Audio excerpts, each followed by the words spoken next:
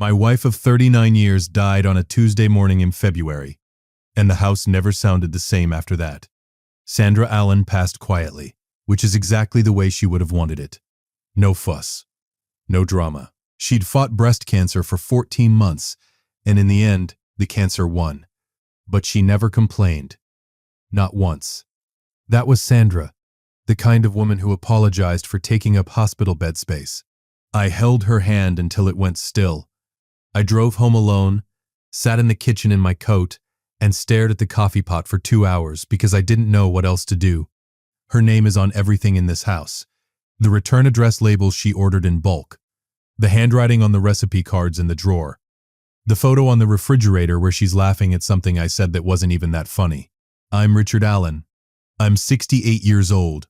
I live in a 3-bedroom colonial on Birchwood Lane in Raleigh, North Carolina. A house Sandra and I bought in 1991, the year our son Tyler turned 4 years old. Tyler grew up in this house, shot hoops in this driveway, ate 30 years of Christmas dinners at this table. He was the first person I called 18 months after Sandra died, when my world cracked open for the second time. It was a Thursday morning in late September. A cool, clear day that made you feel hopeful for no reason. I'd been to the urologist 3 weeks before for what I thought was routine. Some urgency, some discomfort. Nothing catastrophic. My doctor, Dr. Ellis over at Wake Med, had ordered a biopsy after my PSA levels came back elevated. I'd told myself it was nothing. Men of a certain age, elevated PSA, happens all the time. The nurse called while I was sitting in the backyard with my coffee, watching a cardinal on the fence post. She said Dr. Ellis needed to see me that afternoon. She said it in that particular tone, measured, careful, not unkind. That tells you before you even get there. Stage 3 prostate cancer. Aggressive subtype, treatment needed to begin within the month. I sat in that examination room for a long time after Dr. Ellis left. The walls were that beige color that hospitals seem legally required to use. There was a laminated poster about the importance of annual screenings. The irony was not lost on me. I was 66 years old, 18 months a widower, and I'd just been told my body was doing its best to join my wife ahead of schedule. In the parking garage, I sat in the truck for 20 minutes. Then I called Tyler. He picked up on the third ring. "Hey, Dad." "What's up, Tyler?" My voice held barely. "I've got some news. Some bad news. I just left Dr. Ellis's office. They found cancer. Prostate. Stage 3. I need to start treatment pretty soon. Not a long one. The kind that's not about thinking. It's about deciding." "Dad." Another pause. "Look, Wow. That's a lot." "Yeah," I said. "It is. I mean, are you sure?" "Did he explain all the options?" "He did." We talked for a while. Radiation and hormone therapy to start. Possibly surgery down the line depending on how it responds. Silence. I could hear background noise. Dishes. Maybe. The sound of his fiancée, Kate, somewhere nearby. "Dad, I don't even know what to say. The timing of this is just... It's really bad timing." I remember thinking, there's no such thing as good timing for cancer. Kate and I we're in full wedding mode right now. The venue deposit, the catering contracts, the honeymoon booking, we've got 6 months of planning ahead of us, and it's basically a second job. I can't take something else on right now. I really can't. Something in me went very quiet. Not cold, not angry. Just quiet, like a room after all the furniture's been removed. "I'm not asking you to take it on," I said slowly. "I'm telling you I have cancer, and I hear you. Dad, I do. But you're strong. You've always been the most capable person I know. You'll find a good team at Wake Med, you'll get the treatment, and you'll come out the other side. You've got your guys from the neighborhood. What about Frank? Or Bill from the Lions Club? You're not exactly short on people. Frank is 72 with a bad hip. Bill is in a memory care facility in Cary.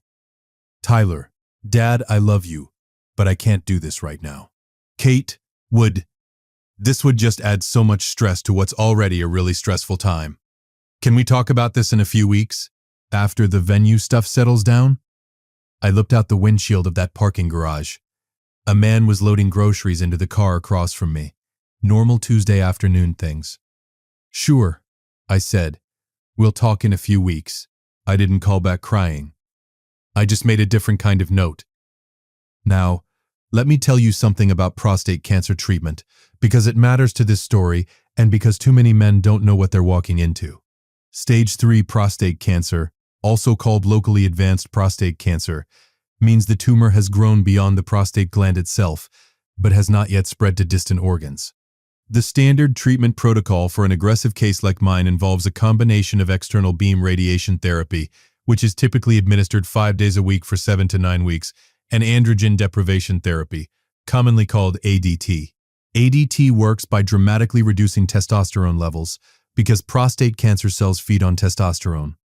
The side effects are significant: fatigue that makes you feel like you're moving through wet concrete, hot flashes, mood shifts, loss of bone density over time, and a particular kind of loneliness that comes from your own body turning against you in ways you can't explain to anyone. I started treatment the first week of November. My radiation oncologist was Dr. Patel at the Rex Cancer Center on Blue Ridge Road in Raleigh. She was thorough, direct, and had the particular warmth of someone who has chosen a profession that requires them to deliver the worst news on someone's best day. I drove myself to every appointment, 56 radiation sessions over 11 weeks, including a break for the holidays, which the cancer did not observe. On the mornings I felt too tired to get up. I thought about Sandra, about how she never once asked me to come with her to treatment, about how she'd pack a book in her reading glasses and make it look like an errand. She was braver than she ever got credit for. I didn't know it yet, but I was about to understand exactly how she felt. Tyler got married on a Saturday in April at a vineyard outside of Chapel Hill. I know this because I received an invitation in the mail, thick cardstock, gold foil lettering, the kind that costs $4 a piece to print. I set it on the kitchen counter and looked at it every morning for 2 weeks. I did not attend, not because I was petty. I was in the middle of hormone therapy and I was exhausted in ways that are hard to explain to someone who hasn't experienced it. But more than the fatigue, I simply hadn't heard from my son since that phone call in October. Not once. Not a text asking how treatment was going. Not a call to check whether I was eating. Nothing. Kate sent me a Christmas card. It had a dog on it. "Happy Holidays, Richard," in Kate's handwriting, and Tyler's name signed underneath like an afterthought. That was the full extent of family communication during 8 months of cancer treatment. My neighbor, Donna Hall, a retired schoolteacher from 4 houses down who I barely knew before all this, started leaving covered dishes on my porch twice a week. Tuesday dinners and Thursday lunches. Chicken soup, baked ziti, a pot roast once that made me sit down at the table and eat like a human being for the first time in weeks. I left a thank you note in her mailbox. She waved it off like I'd thanked her for breathing. The guys from my Thursday morning Bible study at First Presbyterian took turns driving me to appointments when the fatigue got bad.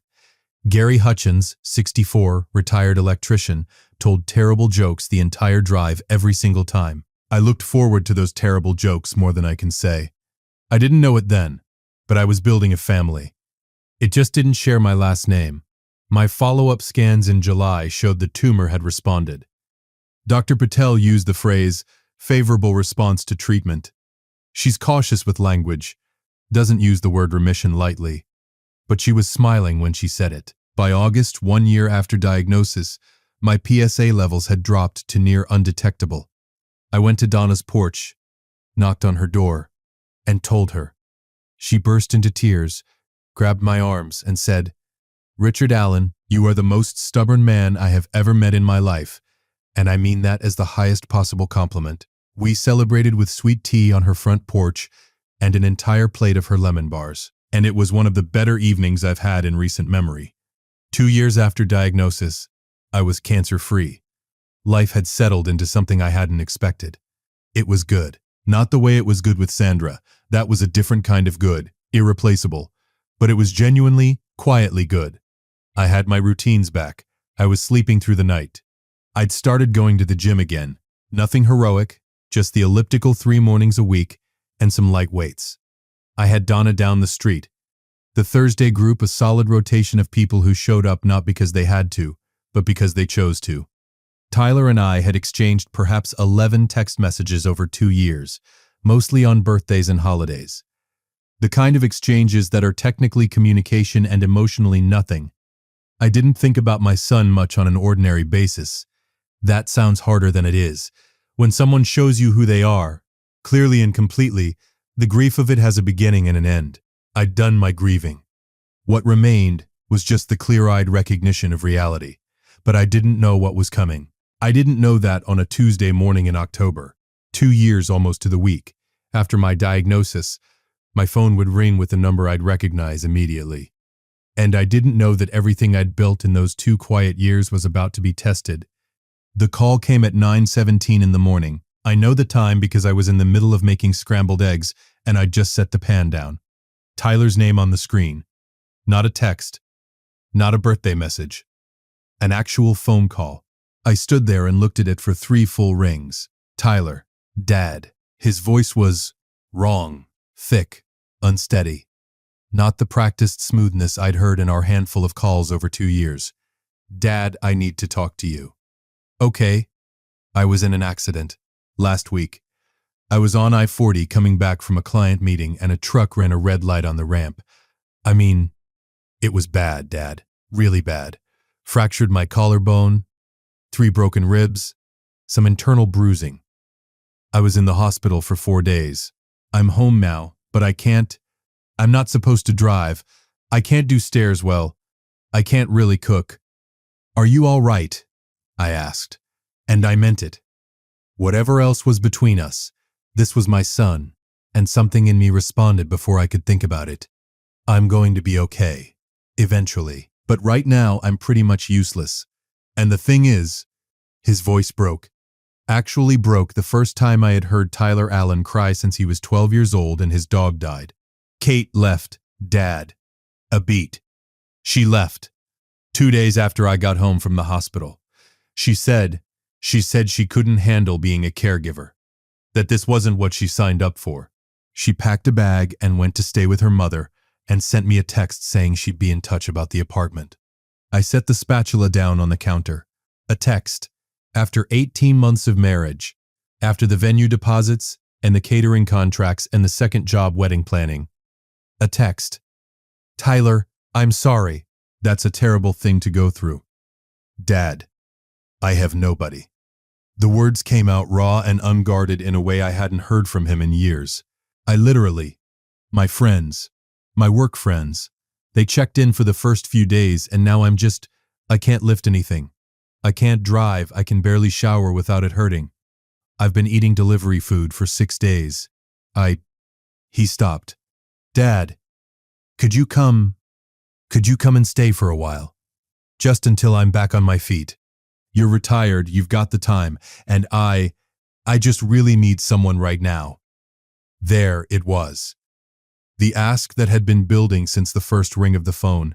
I need someone right now. The kitchen was very quiet. The eggs were going cold in the pan. Outside, a car drove slowly down Birchwood Lane. Normal Tuesday morning things. I thought about that parking garage in Raleigh. The beige walls of Dr. Ellis's examination room. 56 radiation appointments in an 11-week stretch. Every single one driven alone or with Gary Hutchins and his terrible jokes. The Christmas card with the dog on it. Happy holidays, Richard. I thought about Donna Hall leaving a covered dish on my porch because she barely knew me and chose to show up anyway. About Gary driving 40 minutes round trip twice a week, for months. About the Thursday group sitting with me through results that could have gone either way. I thought about what Tyler said on the phone 2 Octobers ago. Not the exact words, I didn't need to replay them, but the shape of them. I can't take something else on right now. The wedding is too important. You'll figure it out. And I thought about something Dr. Patel had told me early in treatment, when I was struggling with the fatigue and what felt like the unfairness of doing this alone. She'd said, Richard, one of the most important things you can do for your recovery is to be honest about your boundaries. Stress is not neutral. It has a chemical effect on your body. Protect your peace like it's medicine. Because right now, it is. Protect your peace like it's medicine. I took a slow breath. Tyler, I said, I can't deal with this right now. Complete silence. 8 words became 4. His words, his exact words, handed back with the same calm delivery he'd used 2 years ago in a parking garage while I sat with a cancer diagnosis and shaking hands. The silence stretched. Dad. I have things going on. My voice was even. Not cold, not cruel, even. I have my routines, my people, my appointments. I've got a life that I built while you were planning a wedding, and I'm not in a position to drop it. Are you, Dad? Are you serious right now? I am. I'm hurt. I was in a serious accident. I've got broken ribs and a fractured collarbone, and my wife just left me. I don't have anyone. I know, I said. I know exactly what that feels like. That landed. I could hear it land. That's not fair. Maybe not, I said, but it's true. Another silence. Longer this time. Dad, I know I wasn't there for you the way I should have been. Okay? I know that. I've known it for a while. But I was 29 and I was overwhelmed and I made a bad call. I can't go back and change it. No. I agreed. You can't. You're just going to leave me alone because I made a mistake 2 years ago? I pulled up a stool at the kitchen counter and sat down. This was a conversation that deserved to be seated. Tyler, listen to me. I'm not leaving you alone. I'm telling you that I can't drop my life and drive to wherever you are to be your caregiver, right now, on a Tuesday phone call. That's different. How is that different?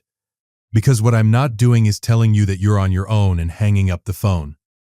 What I'm not doing is sending you a Christmas card with a dog on it and calling that family. I'm telling you what I can and can't do and having an honest conversation about it. That's different. A long pause. What would you be willing to do? And here is where the story changes. I didn't know it yet, but that question, that small, humbled question, was the first honest thing Tyler had said to me in 2 years. I'll call you, I said, every day while you're recovering. I'll make sure you're not going through this without hearing a familiar voice. I'll find out what you actually need, not what's easiest for me to give, but what you actually need, and we'll figure out what's real. I need someone here, Dad. Then we'll find someone to be there. Tyler, I have more connections in this city than you know. I've got a network of people who helped me through something that nearly killed me, and some of them have exactly the kind of time and resources to help you get connected with the right support. A home health aide, at minimum. Someone to do grocery runs, help with meals, check in. That's not impossible to arrange. That's not the same as family. No, I said quietly, it's not. The eggs were cold. I didn't touch them. Tyler, do you want to talk about what happened not 2 years ago, right now? Your marriage. The accident. What's actually going on with you? A long pause. Yeah, he said, and his voice broke again, smaller this time. Yeah, I think I do. We talked for 2 hours and 40 minutes that morning. I learned things I hadn't known. That Tyler and Kate had been struggling long before the accident, that the wedding that had been too important for him to come to my aid had been covering cracks in the foundation from the beginning. That Tyler had been in therapy for 8 months, quietly working on things he hadn't known how to name. That he'd thought about calling me dozens of times over 2 years and hadn't known how to start the conversation. I told him about treatment, not the whole story. That would take more than one call, but enough. I told him about the parking garage. I told him about Donna's lemon bars. I told him about Gary's terrible jokes. At one point, Tyler said, I didn't know it was that bad, Dad. I know, I said. That's the point. Not cruel, just true. At the end of the call, I told him I'd reach out to a woman from my church who had spent years connecting people with in-home recovery support. I told him I'd call him tomorrow. I told him the door to this relationship was not closed, but that it was going to be built differently, or not at all. Differently how? He asked. Honestly, I said, going forward, we tell each other the truth. Even when it's inconvenient, even when the timing is bad, we don't send Christmas cards with dogs on them and call that staying in touch.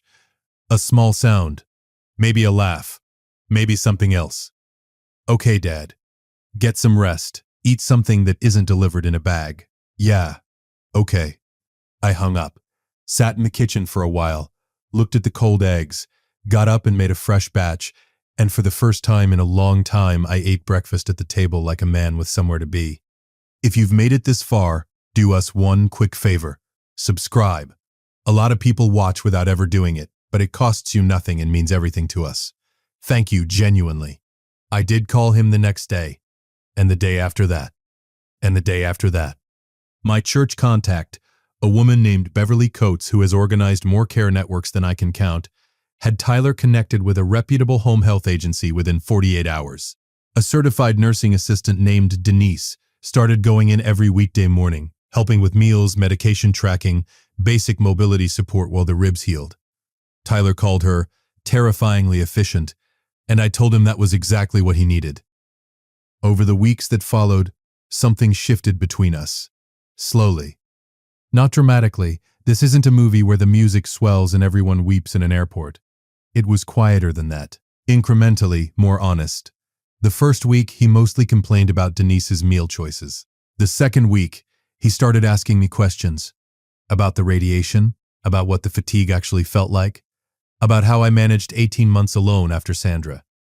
The third week, he cried on the phone for 20 minutes talking about Kate.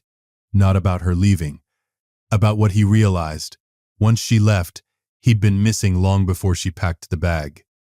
I think I married her partly because I was scared, he said during one of those calls. After Mom died, I just wanted everything to be settled. The house, the job, the wife. All the boxes checked, like if everything looked right from the outside, I wouldn't have to feel how bad things felt on the inside. Tyler, I said, that's one of the most honest things you've ever said to me. And I suppose it did. I told him about Sandra's last months, about what it's like to watch someone you love more than anything decline, and how there's no way to prepare for the silence afterward. About how the house on Birchwood Lane still had her handwriting on the recipe cards and I wasn't going to change that. I should have been there more after Mom died, he said. I didn't know how to be around grief. I ran from it. You were 28 years old and you'd just lost your mother, I said. There's room to understand that. There's also room to be honest that it left me alone in ways that mattered. Both things, he said. Both things, I agreed. That was the conversation I'd been waiting 2 years to have, and it only happened because I didn't drive 3 hours to go make it easier for him to avoid it. Now I want to talk to you about something, because this story is not just about what Tyler did, or what I did. It's about something bigger. We live in a culture that tells us family loyalty means unlimited availability. That love means self-erasure. That if someone is suffering, no matter what they've done, no matter how they treated you in your own suffering, the right thing, the moral thing, the loving thing is to show up and absorb it. That is not love. That's conditioning. Real love, the sustainable, life-giving kind, requires honesty. It requires people to be accountable to each other. It requires that you be willing to say, what you did mattered, and we can't pretend it didn't. And that's actually how we get somewhere real. When Tyler said, I can't deal with this right now, to a father newly diagnosed with cancer, he was not having a bad day.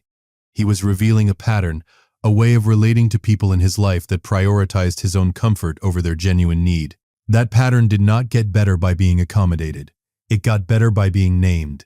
My 4 words, I can't deal with this, were not revenge.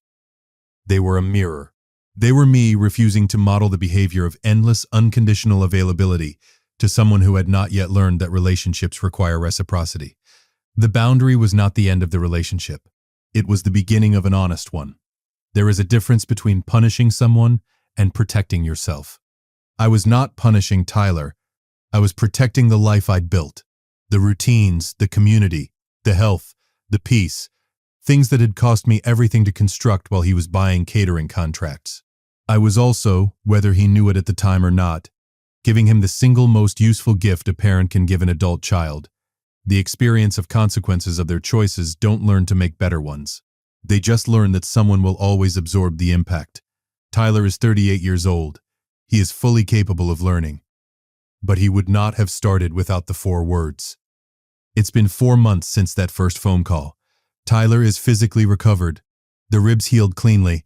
The collarbone required a longer timeline, but he's back to driving and working. He's still in therapy. He's not dating, which I think is correct and good. We talk 3 times a week now. Not because either of us has declared a reconciliation and hung up the bunting, but because we built a habit of honesty. And honesty, it turns out, wants to continue. He came down to Raleigh for Thanksgiving. First time he'd been to the house on Birchwood Lane in 3 years. He walked in and stood in the kitchen doorway for a moment. "Everything looks the same," he said. "Most of it," I said. Donna came over for part of the evening. The Thursday group stopped by. Gary brought a pie that was, to be honest, somewhat ambitious for a man who claims he can't bake. Beverly from church. The handful of the people who had shown up when nobody asked them to. Tyler watched all of it with an expression I couldn't quite read. After everyone had gone home and we were washing up, he said, "You built a whole life, didn't you?" "Had to," I said. "I'm glad," he said. "I really am." And I believed him. We are not where we were before Sandra died. We may never get there. That version of our family existed in a particular window of time and circumstance, and that window is closed. But we are somewhere real, somewhere true. That is worth more to me than the version that looked fine from the outside. If you're listening to this and you're in the position I was in, if you're going through something serious and the people who should be beside you have decided their convenience is more important, I want to say this clearly. You are not obligated to manufacture forgiveness before someone has earned it. Forgiveness is not a performance you put on to make others comfortable. It is a process. It happens when it happens, if it happens, on your timeline and nobody else's. You are allowed to build a life that does not center around people who have chosen not to show up for yours. The neighbors, the friends, the Thursday groups, the Donna Hall of this world, the people who choose you without being required to. Those relationships are not consolation prizes. They are the real thing. And if the people who abandoned you come back, as they often do, asking for what they refused to give, you are allowed to pause. You are allowed to breathe. You are allowed to decide what you can and cannot do, and to say so honestly, and to mean it. 4 words can change everything. Not because they're clever, not because they're cruel, but because sometimes the most powerful thing you can do is hold up a mirror and let someone see, at last, what their own reflection looks like. I'm Richard Allen. I'm 68 years old, cancer-free, and building something worth keeping. And I'm just fine. If you liked this story, join our community by hitting that like button and subscribing for more family-centered accounts like this.